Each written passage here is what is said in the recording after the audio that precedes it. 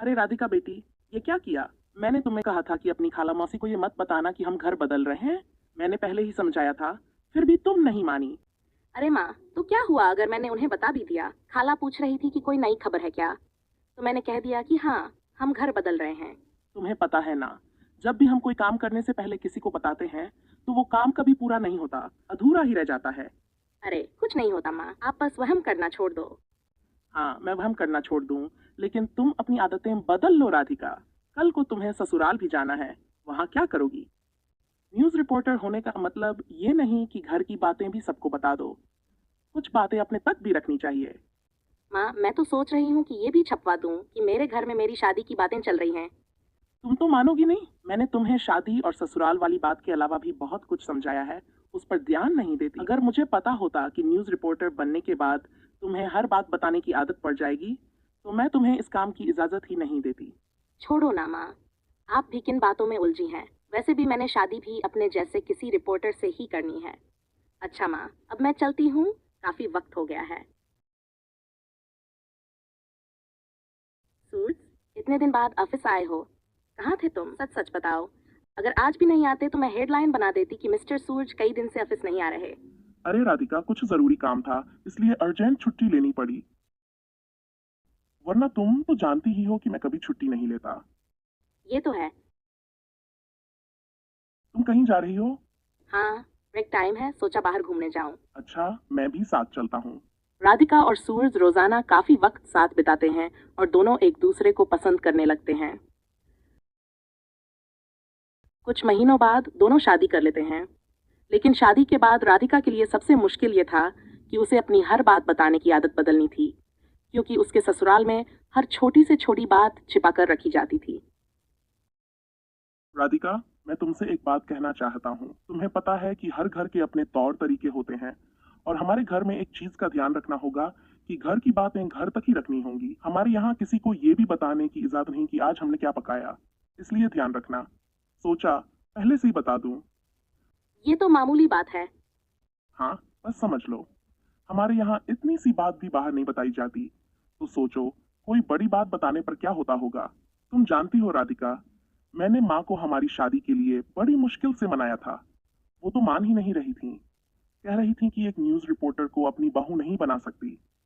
लेकिन जैसे तैसे भूखा रहकर मैंने उन्हें मना ही लिया। पर तुम भी तो न्यूज रिपोर्टर हो सूरज। अरे, तुम जानती हो राधिका, लड़कियों की बातें तो वैसे भी छुपती नहीं है। कहते हैं ना कि किसी खबर को फैलाने का ईमेल से तेज तरीका कोई महिला ही होती है। लड़कों से तो बातें हजम हो जाती हैं, लेकिन लड़कियों से नहीं। हाँ, ये तो है। मैं कोशिश करूंगी कि ऐसा ना हो। कुछ दिन बाद राधिका की सास का छोटा भाई राजवीर घर आता है। अरे राजवीर, आओ बैठो। इस बार तो काफी दिनों बाद आए हो, और ये तुम्हारे साथ कौन है?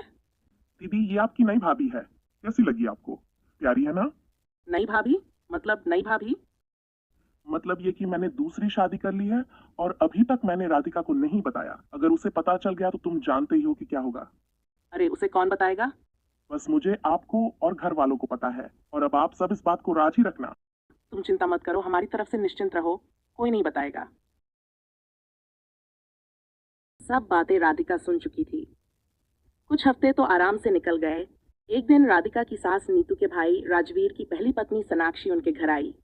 जब घर के सभी लोग काम में व्यस्त थे, राधिका मौका देखकर सोनाक्षी के पास गई। अरे सोनाक्षी आंटी, मुझे आपसे एक बहुत जरूरी बात करनी है। आप मुझे अपना मोबाइल नंबर दे दीजिए। नंबर तो मैं दे दूंगी, लेकिन ऐसी क्या बात है राधिका, यहीं बता दो क्या बात है।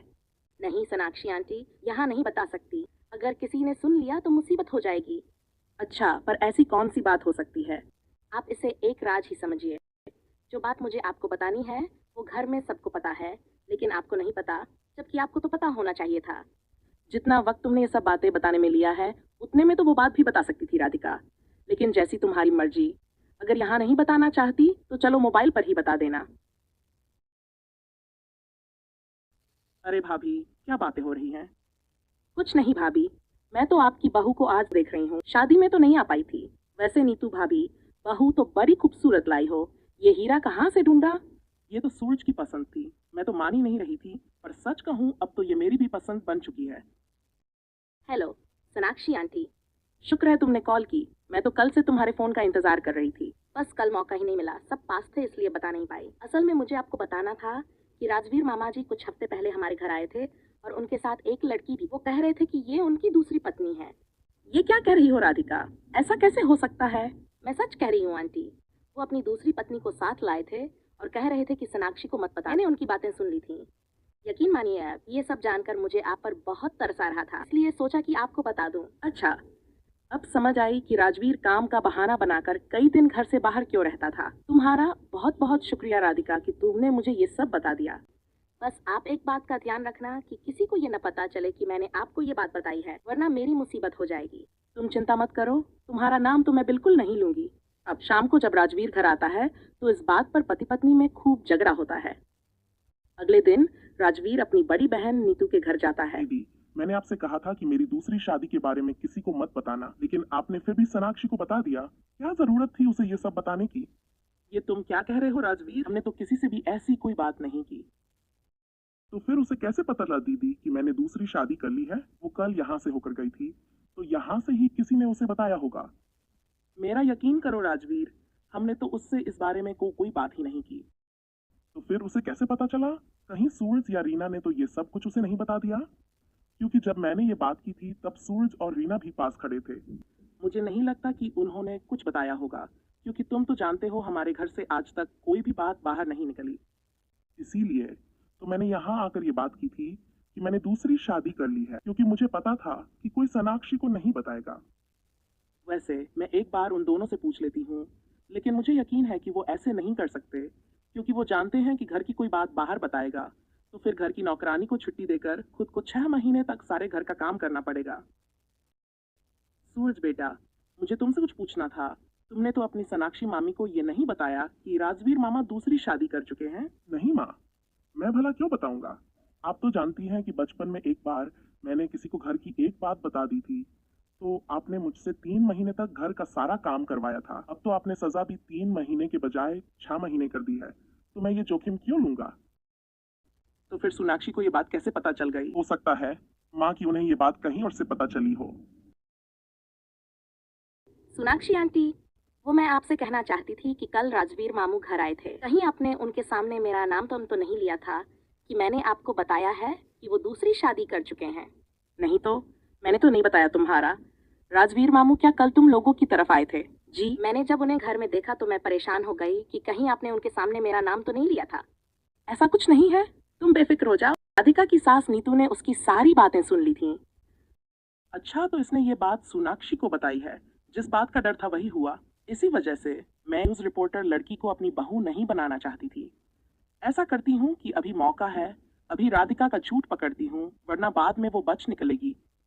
राधिका की सास नीतू कमरे में चली जाती है, जबकि राधिका सोनाक्षी से बातें कर रही होती है। वो अपनी सास को अचानक सामने देखकर डर जाती है।